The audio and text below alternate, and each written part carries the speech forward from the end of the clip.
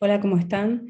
Mi nombre es Paola Soto, soy pediatra, trabajo en la emergencia del Hospital Austral.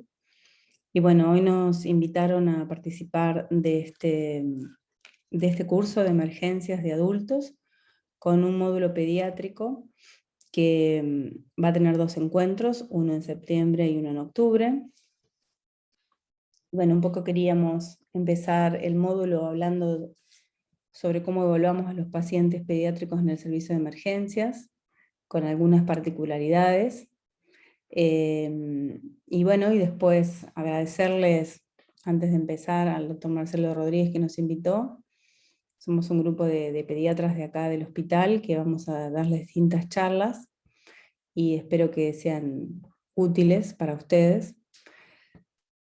También decirles que todas las dudas, todas las preguntas que nos quieran hacer con respecto a estos temas o a otros que se les ocurran, las pueden canalizar a través de los coordinadores del curso, y por ahí la idea es que en algún momento podamos tener un encuentro, aunque sea virtual, para poder despejarles todas esas dudas.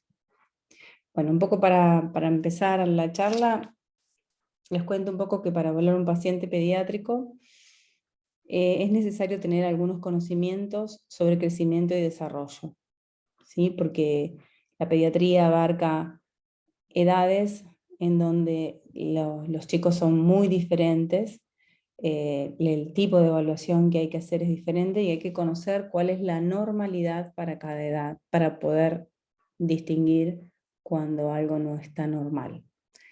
Los valores de la frecuencia cardíaca, respiratoria y la tensión arterial también varían con la edad y es necesario conocer los parámetros normales para cada edad.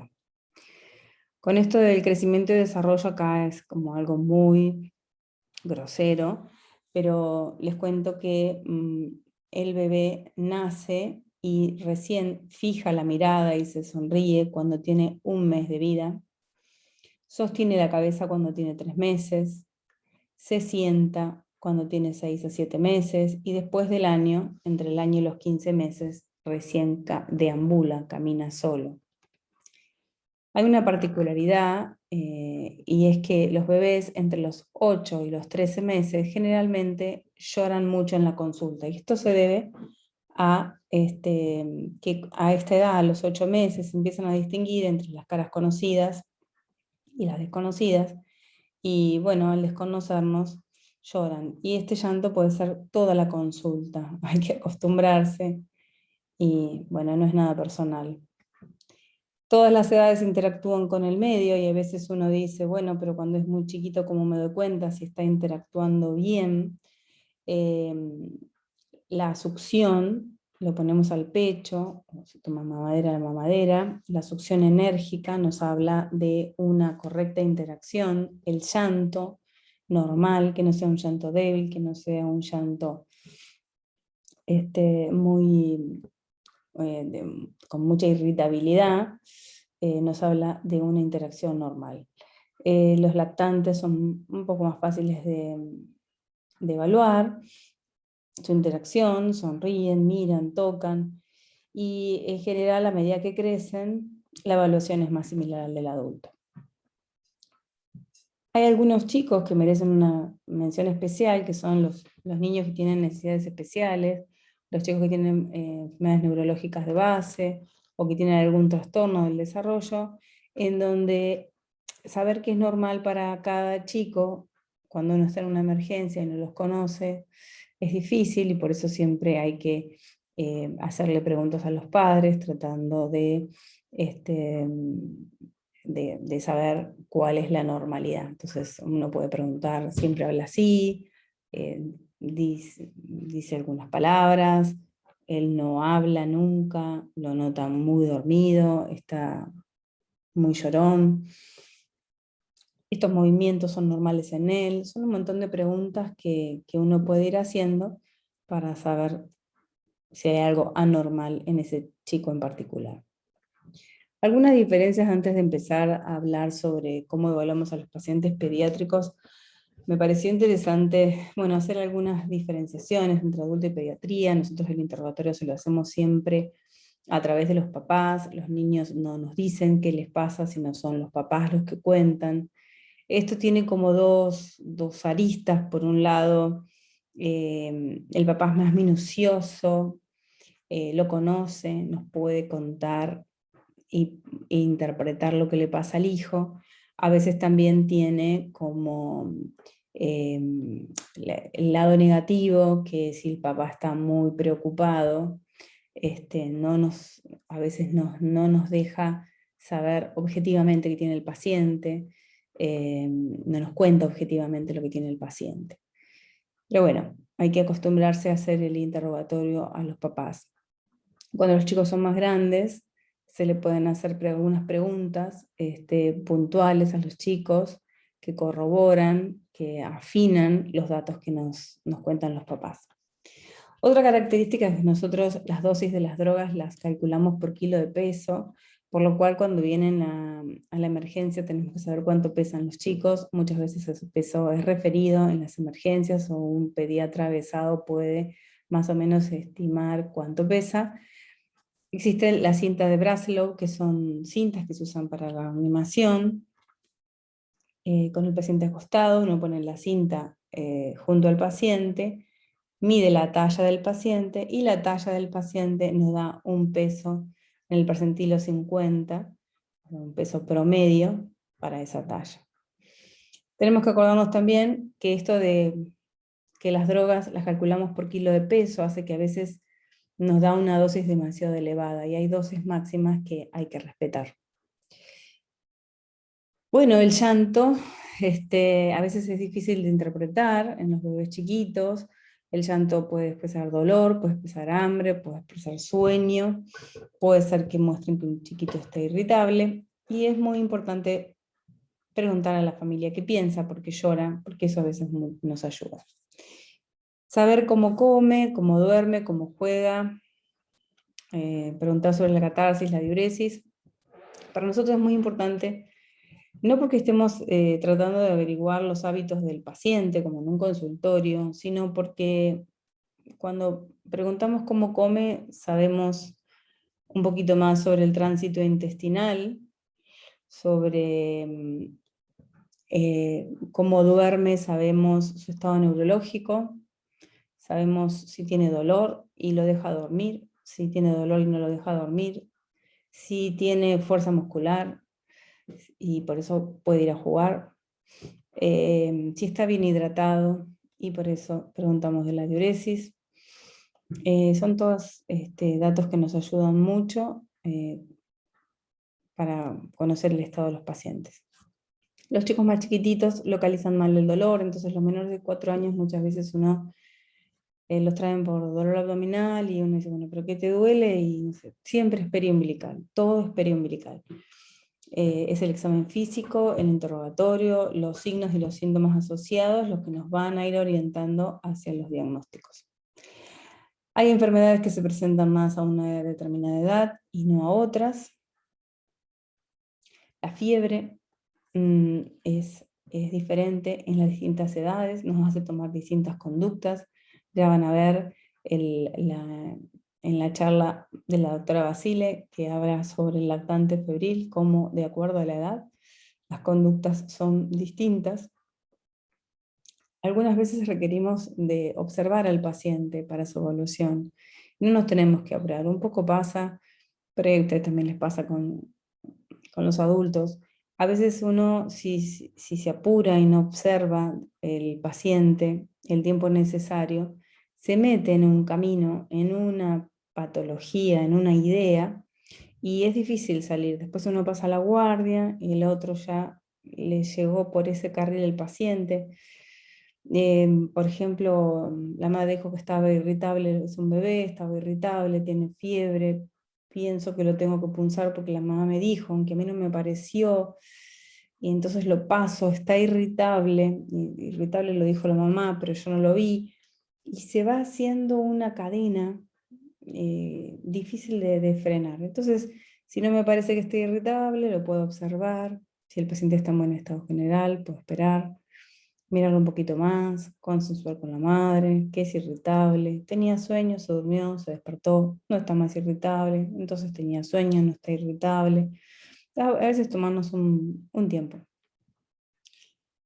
Los traumatismos pueden ser distractores. Muchas veces los pacientes consultan por un traumatismo y nos encontramos con otra cosa.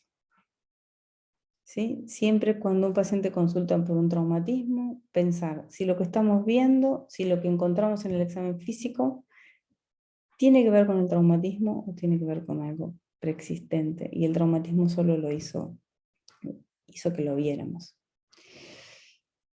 Y por último, para terminar con estos comentarios generales, es que en la emergencia podemos detectar sospechas de maltrato, situaciones de abuso y de maltrato. Siempre hay que evaluar la coherencia entre el relato y las lesiones y no dejar pasar estas oportunidades, ¿no? Que ayudan tanto a un niño.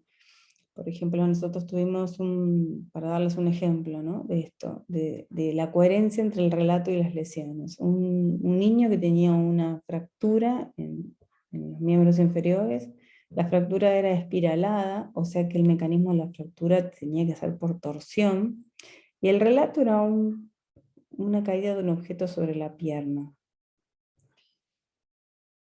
Eh, bueno, ante este relato que no concordaba con lo que estábamos viendo, y bueno, se armaron una serie de reuniones, el paciente se internó y finalmente era un maltrato infantil. Entonces, recordar que cuando no nos cierra, no es coherente el relato con lo que vemos, paramos la pelota y vemos qué pasa. Bueno, después de estas generalidades, diría, les voy a contar un poquito cómo evaluamos nosotros a los pacientes pediátricos.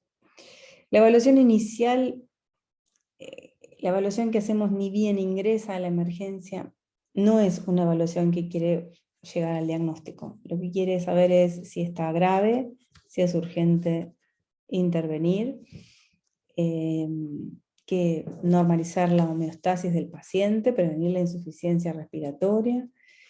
No necesitamos tener un diagnóstico definitivo para saber qué cosas tenemos que empezar a hacer.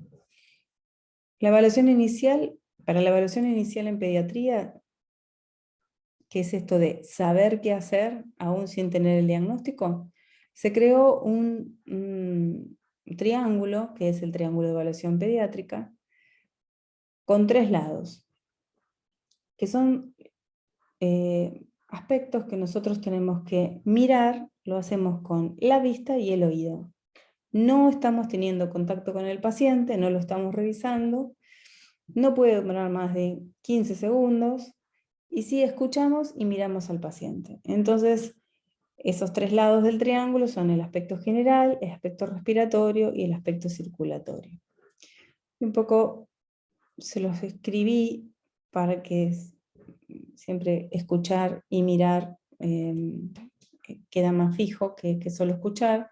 En el aspecto general habla de todo lo que tiene que ver con la conexión neurológica, si el paciente interactúa o está desconectado, cómo lo vemos en el tono muscular, su mirada está perdida, está atenta, habla, llora, habla palabras coherentes, incoherentes, balbucea, se consuela con la mamá. Eso es el aspecto general. El aspecto general siempre cuando está alterado habla de una patología grave, de un estado del paciente grave.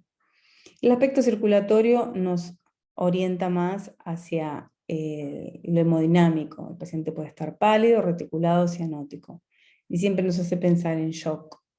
Y en cuanto al aspecto respiratorio, lo que vamos a ver es si está respirando normal, si está taquipneico, si tiene ruidos agregados, sibilancias, estridor, y nos da una idea de si tiene un cuadro obstructivo superior o inferior, si tiene tirajes. Recuerden que el cabeceo, el aleteo nasal, son los grados máximos de tiraje, y eso los podemos ver incluso con la ropita puesta. Hecho esta evaluación inicial, los tres aspectos nos van a dar esa primera impresión que nos va a decir si nosotros tenemos que ir a actuar en forma urgente o no. Si el aspecto general, acá tenemos en este cuadrito que nos ayuda, el aspecto general es anormal y respira normal, la circulación es normal, está rosado, tenemos que pensar en una disfunción cerebral primaria, una hipoglucemia, una intoxicación, un traumatismo de cráneo. Si lo que, y por supuesto esto es para actuar con urgencia. Si el aspecto respiratorio es lo normal, pero el resto de los aspectos están conservados, el paciente tiene una dificultad respiratoria. Y si a la dificultad respiratoria se le agrega el aspecto normal, un paciente que está irritable o un paciente que está deprimido, uno piensa en una insuficiencia respiratoria. Cuando lo anormal es el color, pensamos en shock, cuando el paciente está muy pálido, pero si además de estar pálido o cianótico, tiene una alteración del aspecto general, bueno, el shock ya está descompensado. Y si los tres aspectos están alterados, por supuesto es un cuadro grave, es una insuficiencia cardiorrespiratoria y por supuesto necesita una atención urgente. Entonces esta evaluación inicial que hacemos con este triángulo de evaluación pediátrico nos va a determinar si el paciente está estable o inestable. Si el paciente está estable, por ejemplo cuando dijimos tiene una dificultad respiratoria o tiene los tres lados del triángulo normal, no está taquipneico, no está conectado y está rosado, el paciente estable nos permite hacer una evaluación como si estuvieras en un consultorio. Primero interrogamos detalladamente qué le pasó, qué le trae la consulta, con sus antecedentes, y empezamos siempre a interactuar con alguna pregunta. Nosotros interrogamos a los papás, pero tratamos de interactuar con el paciente. Un comentario, algo que nos lleve a ganar un poquito su confianza. A veces un comentario del muñeco que tiene, de las zapatillas, de alguna remera. Después cuando le vamos a hacer el examen físico, le vamos a explicar que lo vamos a revisar, que le vamos a revisar junto a la mamá o al papá para que esté tranquilo. Y siempre dejar para el final lo que motivó la consulta. Por ejemplo, viene por dolor abdominal, es lo último que le voy a revisar. Dile porque le duele el codo, no le toco el codo hasta que no le revise el resto de todo el examen físico, ¿no? Ahora, cuando el paciente está inestable, en esto de que la evaluación inicial en ese triángulo me dio alterada el aspecto respiratorio y el aspecto general, y entonces estoy pensando que el paciente tiene una insuficiencia respiratoria, o estoy pensando en un shock, siempre voy a tener que iniciar medidas de resucitación, oxígeno, vías periféricas, volumen, y empezar a revisar ordenadamente ABC. ¿Sí? Como en los cursos de reanimación, CAB, si fuera que está en paro cardiorrespiratorio. Pero ahora vamos a ir a ver, después de la evaluación inicial, cuando el paciente está inestable, que lo vamos a revisar ordenándonos A, B, C, D. En la A vamos a ver que la vía aérea esté permeable y en esta forma de evaluar al paciente, cada vez que nos encontramos con alguna dificultad va seguido de una acción. Entonces, por ejemplo, una vía aérea que no está permeable, la tenemos que permeabilizar. La B, la ventilación, y en esta quiero hacer algunos comentarios. Uno, que conozcan que existe la respiración periódica del recién nacido, que es el recién nacido en la primera semana de vida puede tener algunas apneas muy cortitas, de menos de 10 segundos, que no le modifican la frecuencia cardíaca, no se pone bradicárdico, no le modifica la saturación. Generalmente se dan cuando está durmiendo, y se dan solo en la primera semana de vida, ¿no? Y a veces motivan la consulta porque dice que tiene una respiración irregular cuando duerme, y tenemos que saber que es normal. La frecuencia respiratoria, conocer los parámetros normales para la edad, que acá se los puse. Ustedes están acostumbrados más a estos parámetros, 12 a 16 respiraciones por minuto, y contarles que un lactante puede tener 40 y es normal, un preescolar tiene 22, 24 y es normal, ¿sí? Ocultarlos, saturarlos, es parte de la B. En la C, contarles también la frecuencia cardíaca, que también se va modificando con la edad. Siempre tomen como parámetros normales los primeros números, porque 160 es un bebé llorando, irritable, sino un lactante tiene 100, 120, 130. Fíjense qué frecuencias cardíacas elevadas y son normales para la edad. La tensión arterial sistólica mínima, les pongo una regla mnemotécnica, 70 más el doble de la edad, para tener una idea de cuándo el paciente está hipotenso. Esto es una regla que sirve para los mayores de 1 año. Los pulsos centrales, periféricos, la temperatura, que se toma con el dorso de la mano y ayuda mucho en el diagnóstico de shock, porque uno puede empezar a notar los miembros fríos, los pies fríos, las manos heladas en comparación con el tronco, y eso habla de la alteración de la perfusión. El relleno capilar.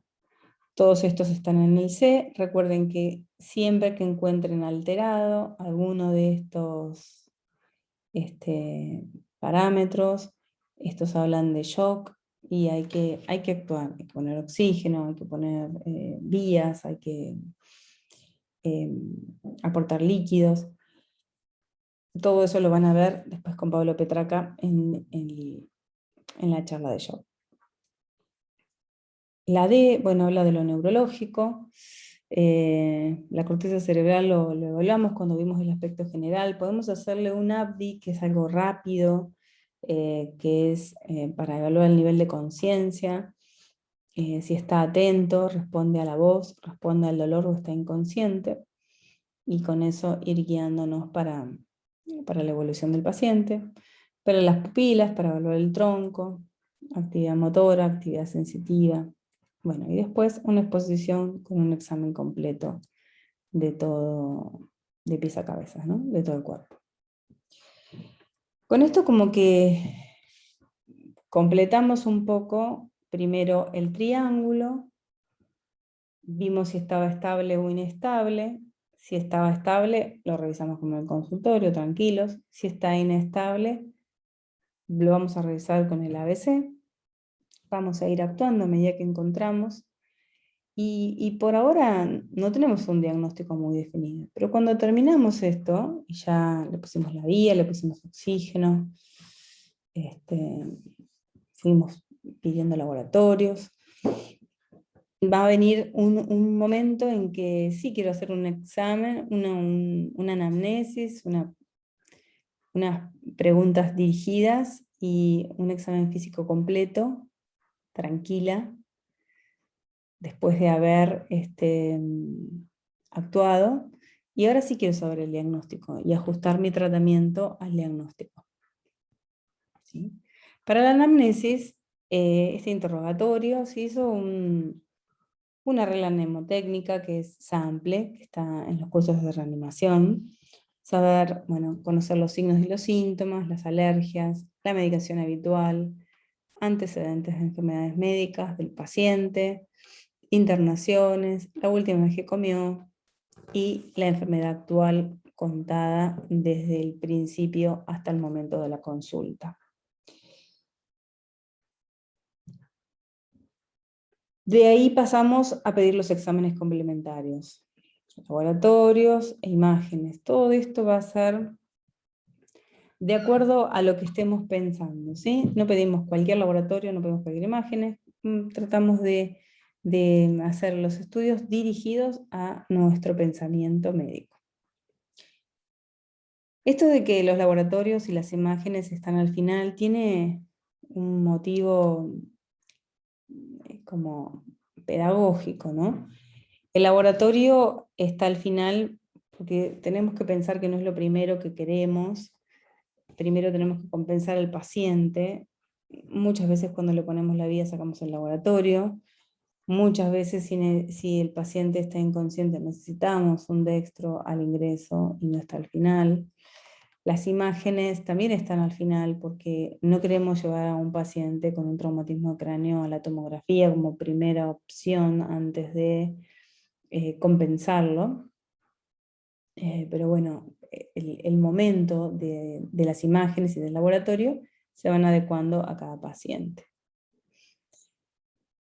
Finalmente,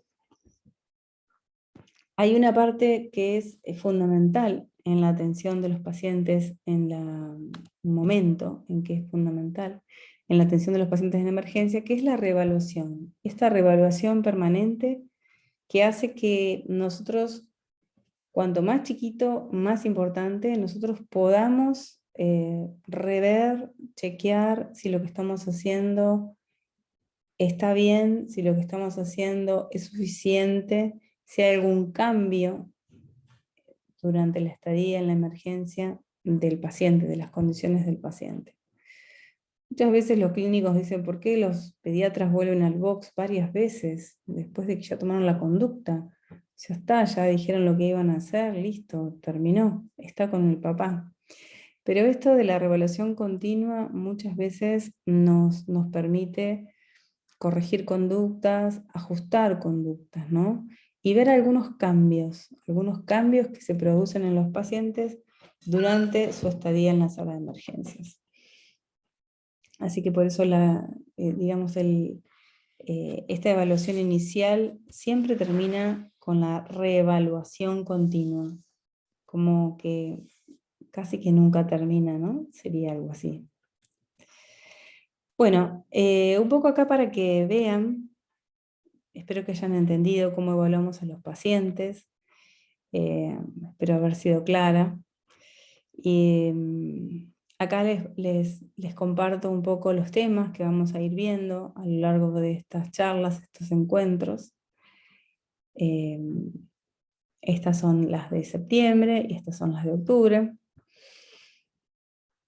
Les repito, todo lo que ustedes quieran ir dudas, quieren ir sabiendo, o algún otro tema que a ustedes les parezca interesante, quieren hacer alguna pregunta, se comunican con los coordinadores del curso y nosotros encantados nos juntamos un día, hacemos un Zoom y les evacuamos las dudas. Bueno, muchas gracias a todos por escucharme. Espero que les haya sido útil.